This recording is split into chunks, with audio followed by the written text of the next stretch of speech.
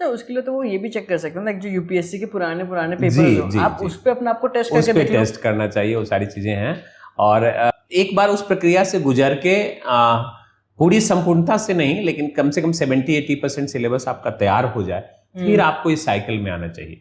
अर्थात 1-2 साल की तैयारी, 1.5-2 साल की अच्छे से हो जाए, फिर आप एग्जाम में बैठे।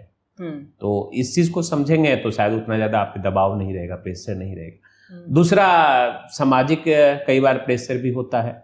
बच्चे जो दूर से बाहर से आते हैं, वो बच्चे जैसे आते हैं उधर से फोन आना शुरू हो जाता है कि अभी तक कैसे चल रही ट्रेनिंग पूरी हुई कि नहीं। ठीक है, तो ट्रेनिंग तो तब पूरी होगी जब मान लीजिए आपको ड्राइविंग नहीं आती है, तो भारत सरकार आपको ड्राइविंग सीट पे कैसे बैठाएगी।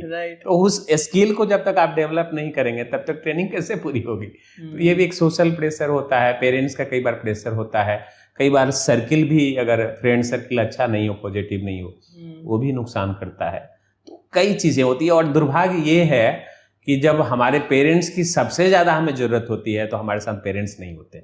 कहने का क्या मतलब, कहने का मतलब ये है कि जिन लोगों का बैकग्राउंड नहीं होता है, अगर पेरेंट्स सिविल सर्विस से नहीं है, उन बच्चों को इस बारे में बहुत ज्यादा आइडिया होता नहीं है। तो चाहे वो कोचिंग का चयन हो, फ्रेंड सर्किल का चयन हो, चाहे वो मटेरियल का चयन हो, वो बच्चे गुमराह हो जाते हैं।